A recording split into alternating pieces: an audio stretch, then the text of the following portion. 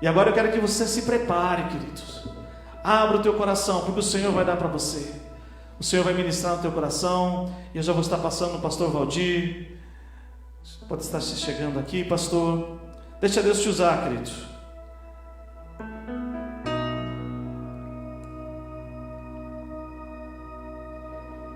Bem-vindo seja, pastor. Que Deus esteja te usando de uma forma sobrenatural nessa noite. Deus abençoe.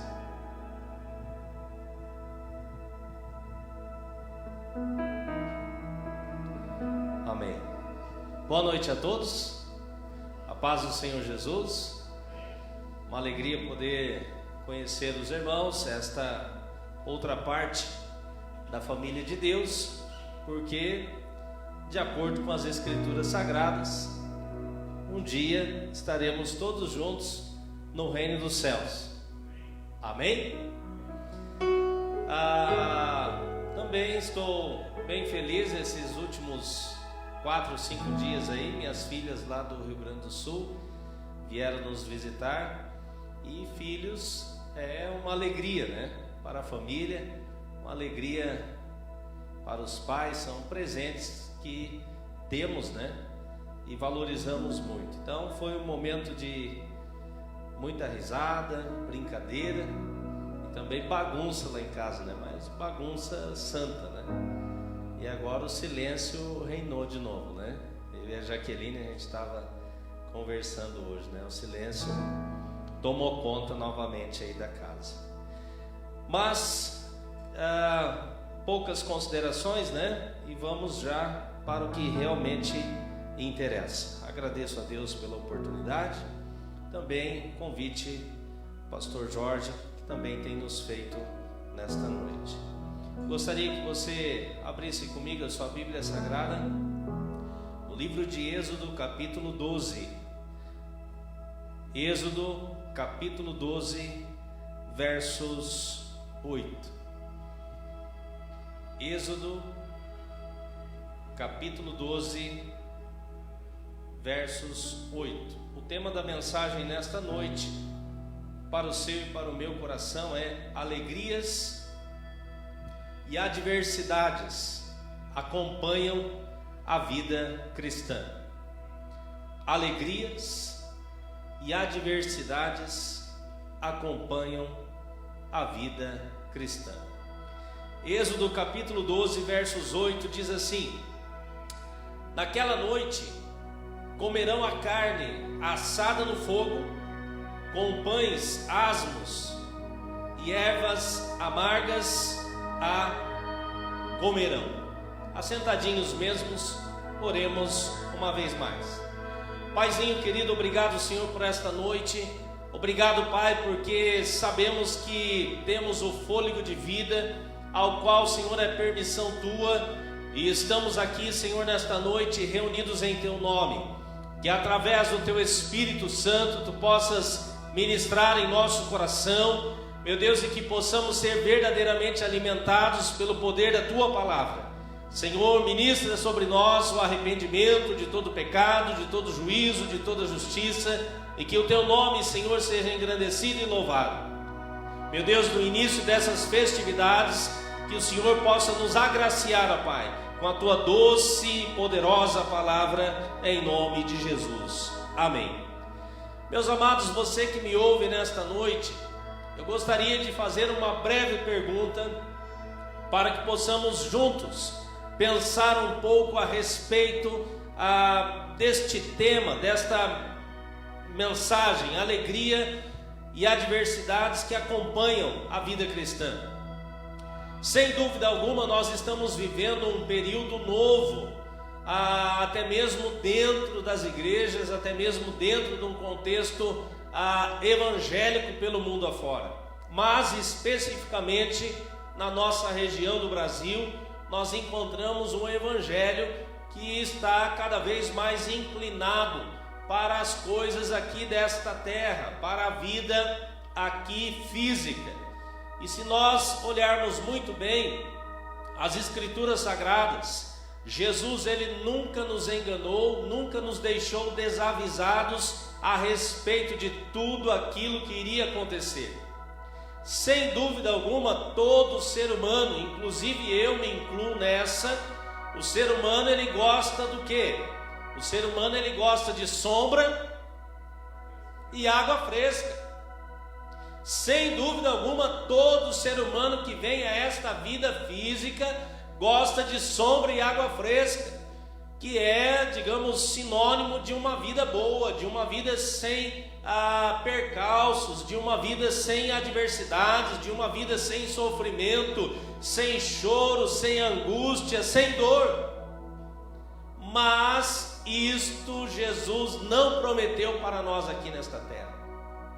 Eu costumo dizer que se nós queremos esta vida sem nenhum sofrimento, sem nenhuma angústia, sem nenhuma dor, sem nenhum problema, nós precisamos orar para que Deus transfira para a Nova Jerusalém, para o reino dos céus, para junto dele, porque lá não tem nada disso.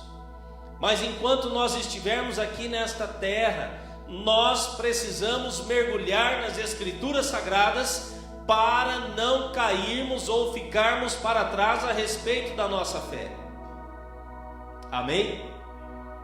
Se você descobrisse que você tem uma enfermidade, e esta enfermidade só tem uma chance de cura, e você teria que se desdobrar, digamos, para chegar até esta cura, até este medicamento, você faria todos os esforços possíveis?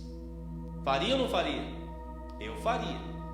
Agora vamos colocar aí um filho enfermo, uma filha enferma, que você descobrisse que esse filho tem uma enfermidade, tem um remédio lá na Austrália, que custa, sei lá, R$1 milhão, e com aquele remédio, o seu filho verdadeiramente seria curado. O que você ia fazer?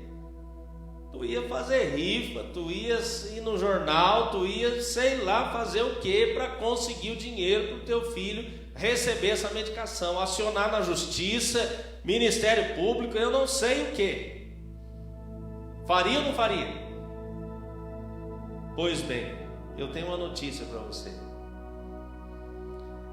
Você tem uma enfermidade. Você tem uma enfermidade. Pastor, não estou sabendo. Você tem essa enfermidade. Eu também tenho esta enfermidade. E só existe uma chance de cura. Só existe um antídoto. Só que agora entra uma notícia boa. Você não precisa pagar nada. Já foi pago. Esse remédio é gratuito. Pastor, como assim? Não estou entendendo. A doença que você tem e que eu tenho se chama pecado. E o remédio que existe, que é um só, se chama sangue de Jesus vertido na cruz do Calvário. Quanto custa? Nada. Ele já pagou por mim, por você. O que nós precisamos é crer na Bíblia Sagrada como ela é. Existem muitos pregadores que estão com muitas estratégias. É neurociência, é neurolinguística, é domínio de público, é sei lá mais o que. Mas a Bíblia é simples. Jesus é simples. E a palavra de Deus é como um martelo que esmiuça a penha. Ela é em muitas vezes literal, principalmente a respeito desta doença chamada pecado. Você consegue dizer para a pessoa que está do seu lado, por gentileza, diga para ele e para ela: você é doente, você é pecador. Agora continue dizendo para ele assim: mas tem cura para você. Jesus é a tua cura. Amém? E com este objetivo é que esta igreja está com as portas abertas. E muitas outras estão espalhadas pelo mundo afora, para trazer a cura para a sua alma, para te levar para a eternidade. Este é o Evangelho central. Esta é a Bíblia que nós precisamos resgatar no púlpito, para que as pessoas sejam verdadeiramente curadas em sua alma. Alegrias e adversidades acompanham a vida cristã. Neste contexto, o episódio em si traz orientações à celebração da primeira Páscoa. Este era um momento tão esperado por parte dos israelitas. Note bem, eles estavam sofrendo, eles estavam oprimidos. Quanto mais cresciam, mais trabalho vinha sobre eles. E eles estavam clamando, eles estavam buscando a ajuda de Deus para que eles pudessem escapar daquele sofrimento. Então o Senhor traz as orientações para a celebração da primeira Páscoa. Você, leitor da Bíblia Sagrada, conhece muito bem a história, mas no capítulo 12 descreve exatamente como ela ocorreria. Mas aqui fica bem claro a libertação da escravidão, uma repaginação na vida dos israelitas, dos desesperados, daqueles que estavam sofrendo por uma nova etapa então que iria se concretizar na vida deles. Sairiam do sofrimento para uma nova vida, para uma vida de libertação. Muitas expectativas, muitos sonhos, uma nova história por iniciar. E muitas vezes eu e você também temos essa expectativa, e não é errado, precisamos tê-la. Proposição: muitos de nós almejamos uma vida nova em Cristo Jesus, e realmente a temos. Assim, a Bíblia diz: se alguém está em Cristo, nova criatura é. As coisas velhas já se passaram, e eis que tudo se fez novo. 2 Coríntios 5,17. Ainda, nós temos aqui: servir a Cristo não é estar imune às adversidades da vida presente. Servir a Cristo não é viver em um mar de rosas, como muitos estão pregando por aí afora. Mas servir a Cristo é ser vencedor diante dos embates emocionais, físicos e financeiros, porque a palavra que Paulo escreve então ela é verdade. Filipenses 4,13, você conhece muito bem: posso todas as coisas em Cristo que me fortalece. A dificuldade financeira não vai abalar a tua adoração. Você não depende de circunstâncias financeiras para adorar a Deus. Você não depende da vida física para adorar a Deus. É claro que queremos a nossa saúde em perfeito estado, mas ainda que a nossa saúde se vai, mesmo no leito de uma cama, nada pode nos separar do amor de Cristo. Ninguém toca na nossa alma. Ninguém tira aquele presente genuíno que Cristo te deu, que é a salvação. No leito de enfermidade, ao invés de reclamar e murmurar, nós podemos estar pregando Cristo crucificado, e nós que morremos com Ele também ressurgiremos, ressuscitaremos. Ah, pastor, é muito fácil, o senhor está aí pregando, é muito fácil, o senhor não conhece o meu problema. Na igreja que o Senhor tem nos confiado para pastorear nesses últimos dias, eu tenho dito: quer trocar o problema? É que às vezes a gente pensa que o nosso problema sempre é maior do que o outro, né? Mas todos nós passamos por adversidades, problemas, angústias e aflições, mas a palavra de Deus nos fortalece. Podemos todas as coisas em Cristo, porque Ele nos fortalece. Amém? O texto, em suma, nos traz a seguinte ideia: Deus estava mostrando que os israelitas deveriam ter um entendimento do pacote completo da vida, e eu e você também devemos tê-la. A menção sobre a carne é uma ideia contextualizada que simboliza as situações boas da vida. Comer carne é bom, não é? Aquele pedacinho de costela abençoado. E olha que trabalhamos lá 12 anos no Rio Grande do Sul. Eu sou paranaense, natural de Londrina. Trabalhamos 12 anos no Rio Grande do Sul e olha, realmente o churrasco dos gaúchos são especiais. O paranaense também sabe fazer churrasco, né? Então comer carne é bom, simboliza as coisas boas da vida, né? Tem proteínas. Você diminui ali um pouco o carboidrato, né? Corta um pouco o feijão, come mais proteína, consegue emagrecer. Ela te fortalece, te sustenta. Também é bom para o nosso paladar. Aquele pedacinho de... Lá eles chamam... aqui é colchão mole. É isso, né? Lá eles chamam colchão de dentro. É um pouquinho diferente. Mas aquele colchão mole ali, tem aquele pedacinho de...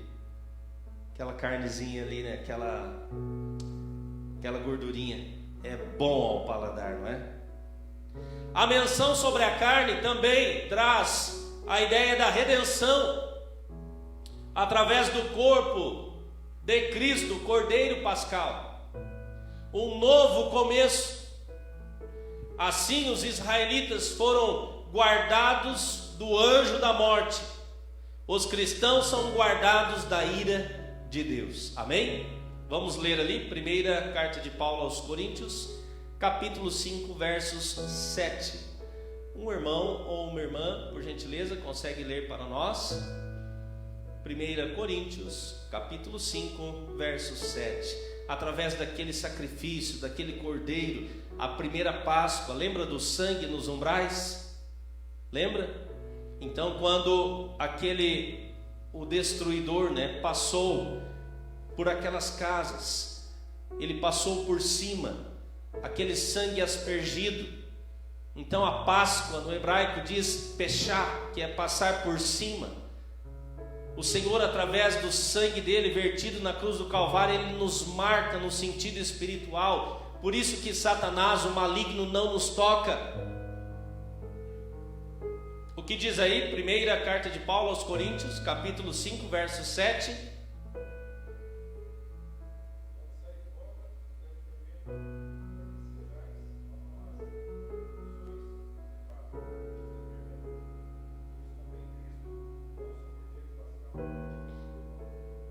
Amém?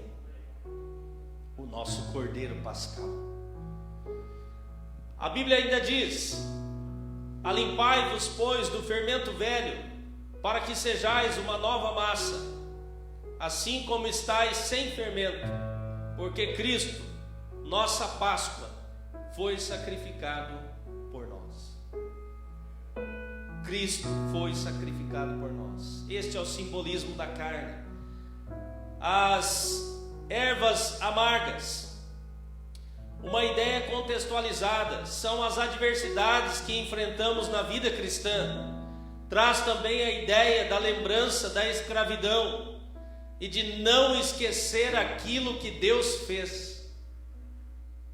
Eu tenho absoluta certeza, você que já é de Jesus, na sua trajetória de vida e de fé, alguma coisa ele deixou nítido ali que foi ele quem fez. Amém? E por que você só se lembra das coisas ruins? Por que não se lembra das coisas boas que ele fez? Por que muitas vezes para nós é mais fácil murmurar do que agradecer? Então o Senhor traz esta reflexão para nós nesta noite, que possamos olhar para trás sim, mas para aquilo que Ele fez, para aquilo que Ele transformou, para aquilo que Ele gerou em nós. Todos nós aqui não tínhamos paz, mas agora com Cristo nós temos paz. Nós colocamos a nossa cabeça no travesseiro e não temos nada que nos acuse. E ainda se o nosso coração nos acusar, maior é Deus que o nosso coração. Quando olhamos para trás, precisamos lembrar da onde o Senhor nos tirou, da onde Ele nos colocou, e encher a nossa boca de alegria, de glorificação ao Senhor, que Ele nos fez uma nova pessoa. A Bíblia não, né? Já ia falar uma heresia aqui, né? Está repreendido em nome de Jesus. Mas um adágio popular, um adágio aí que diz, né? O que os olhos não veem, você não vê o que muitas pessoas estão passando aí. Se você visse, você ia agradecer a Deus pela vida que você tem, pelo lugarzinho que você mora, pelo lugar que você dorme, pelo arroz e feijão e o ovo frito, que é coisa boa. E eu digo que eu gosto disso. E com dois ovos, gema dura. Quando a esposa faz, ela já sabe que é 2. Coisa boa, irmão. Tem gente que nem isso tem. Mas nós olhamos para trás e só conseguimos enxergar o que? Muitas vezes desgraça, opressão, angústia, dor, maldade. O Senhor deixou claro, essas ervas amargas era uma ideia contextualizada para lembrar da onde o Senhor nos resgatou, de uma vida de pecado, de uma vida de sofrimento e de condenação eterna que seria. É a separação clara entre Israel e o Egito. Nós não somos mais deste mundo. Estamos emprestados aqui, moramos aqui, mas a nossa morada final não será aqui. Amém? Curiosamente, o fermento, ou pelo menos o seu uso para fazer pão, foi uma descoberta dos egípcios. Assim podemos entender que esse pão tem uma analogia, marcando claramente a saída de Israel do Egito. Israel deveria ser uma nova massa. O fermento do Egito deveria ser deixado para trás.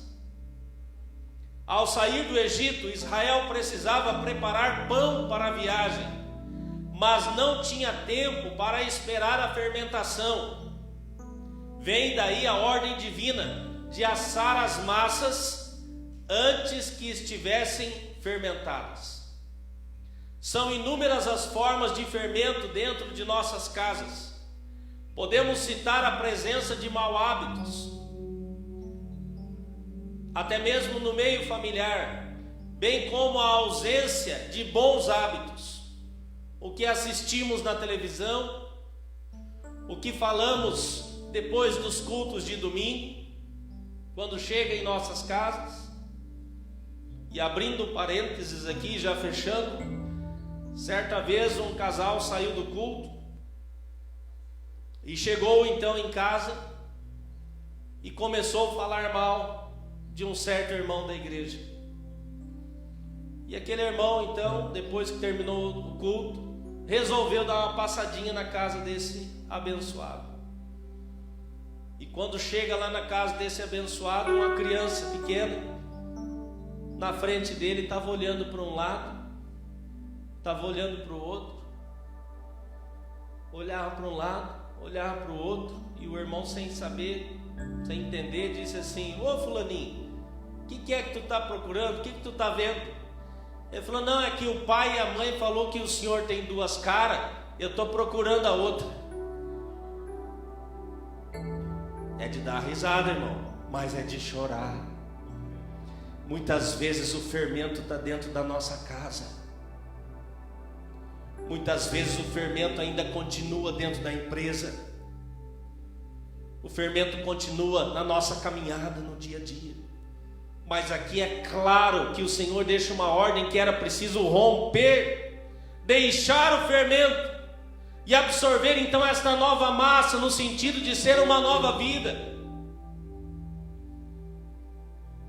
O que vemos no computador, na internet, soma-se isso a más companhias, a amizades que muitas vezes corrompem os bons costumes, as más conversações.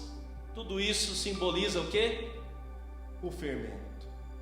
Você pode repetir comigo: Senhor Jesus, eu sou uma nova massa.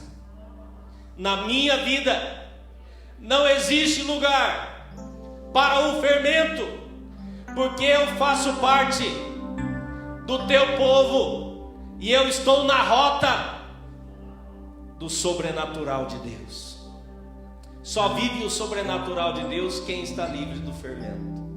Só vive o sobrenatural de Deus aqueles que estão aliançados com esta nova postura de vida, sendo uma nova criatura de fato.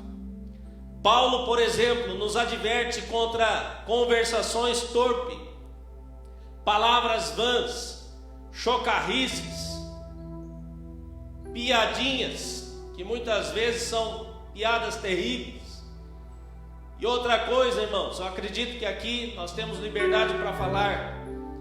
Púlpito não é lugar de piada, púlpito não é lugar de brincadeira, púlpito é lugar de se pregar a palavra de Deus. Certa vez por aí afora, em algumas oportunidades de participar de eventos, a pessoa chegou no altar e contou piada para tentar ganhar o domínio do público, para tentar trazer aquele quebra-gelo. E que piada daquela nem em galpão se ouvia. Púlpito é lugar da palavra de Deus. Nossa vida é lugar da palavra de Deus. Nós não temos essas más conversações. Da nossa boca só saem palavras que edificam, palavras temperadas com sal, que produz o quê? Sabor, coisa linda. Eu não sei se você já teve aquela impressão, aquele desejo, quando alguém passa e você olha e fala: puxa vida, aquele cara me influenciou, aquela pessoa me influenciou, aquele profissional de alguma maneira me influenciou. E nós, como cristãos, somos esses influenciadores, porque nós temos uma nova vida, nós temos a paz que Jesus nos deu, não a paz que o mundo dá, mas a paz que o Senhor conquistou para nós na cruz do Calvário. Mas infelizmente, muitas pessoas têm sido vistas com abundância de fermento, e essas então são alvos na mão do inimigo. O fermento da influência do mundo e por aí vai. Mas também nós temos muitas pessoas, graças a Deus, que têm aberto o coração para viver este novo momento que o Senhor tem para nós.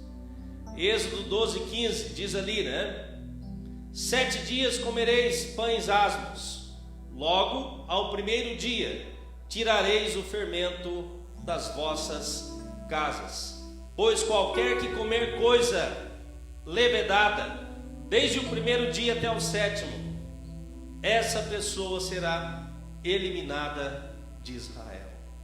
Amém? Podemos ficar em pé. Eu quero concluir a mensagem nesta noite perguntando para você que me ouve: como é a sua vida? Como está a sua vida neste exato momento? Você está preocupado apenas com as coisas deste mundo? Será que já não passou da hora de você realmente lembrar do texto de Salmo 37:5, que diz: entrega o teu caminho ao Senhor, confia nele e ele agirá?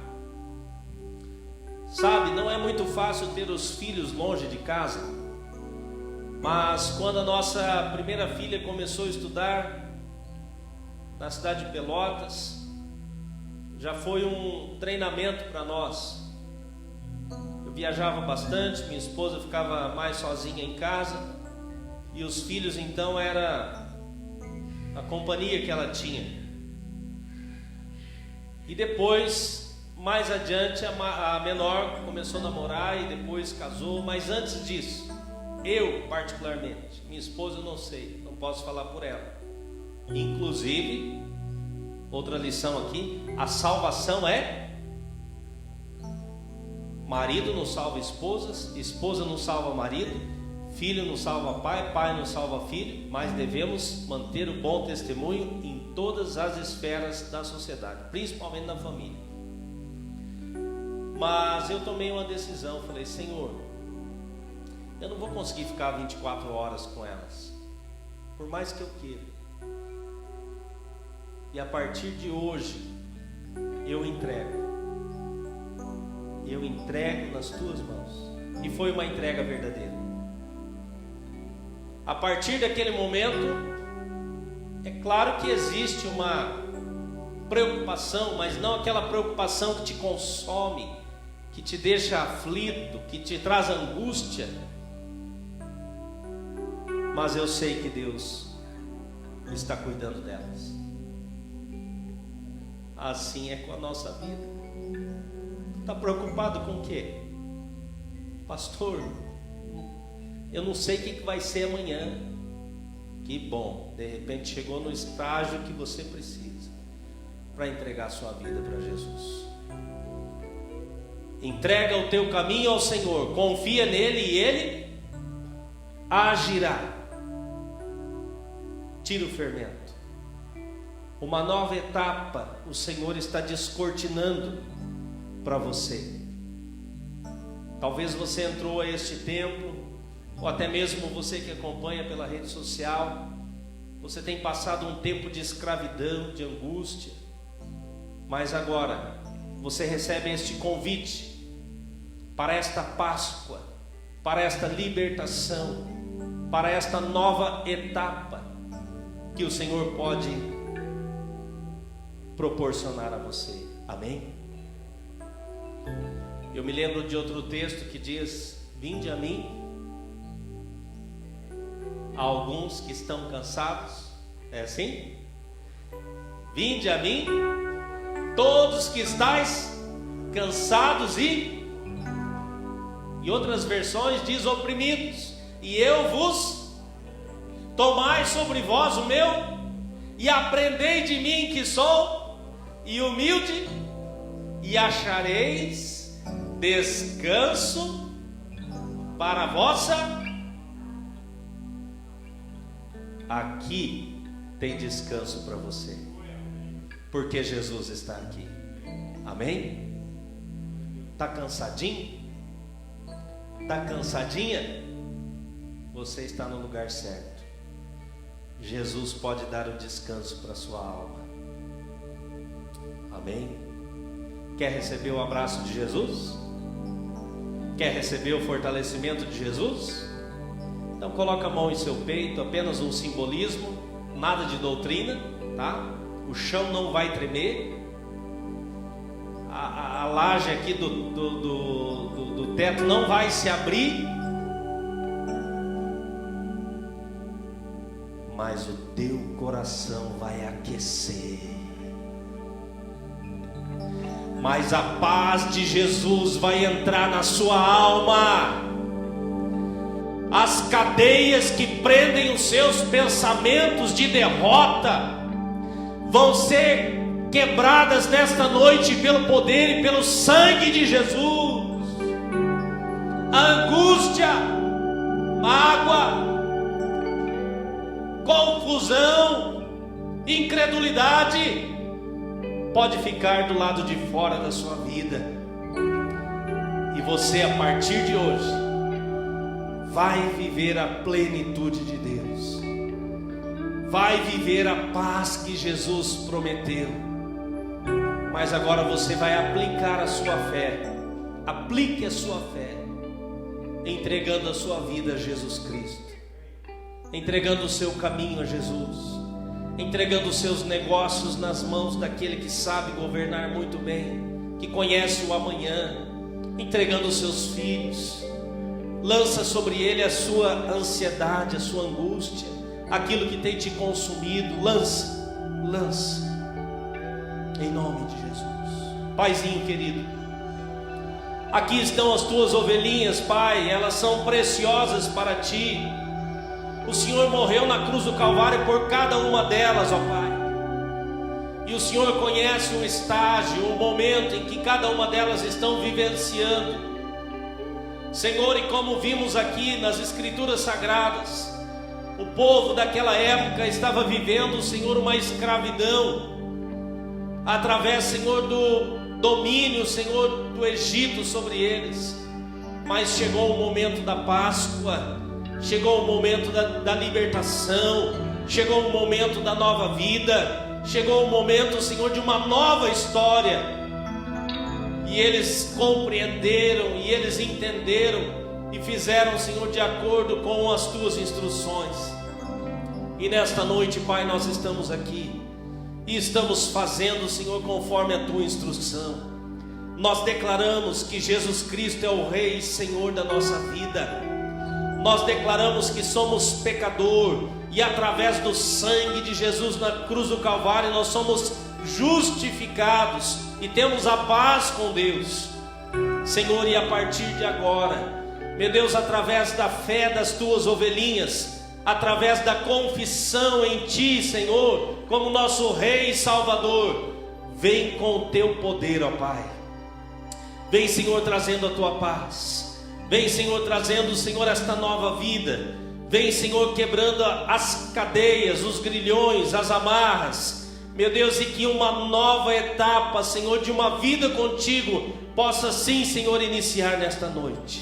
E que a tua boa mão, Pai, esteja agindo sobre a vida de cada uma delas. E que possamos sim, para a glória do teu nome, ouvir, Senhor, os testemunhos, porque tu és real. A tua palavra funciona, meu Deus, e a tua palavra é viva e eficaz, que vai, Senhor, no mais profundo do nosso íntimo e produz aquilo que lhe apraz. Receba nesta noite a paz com Deus. Receba nesta noite uma vida nova. Receba nesta noite a libertação de Jesus Cristo sobre a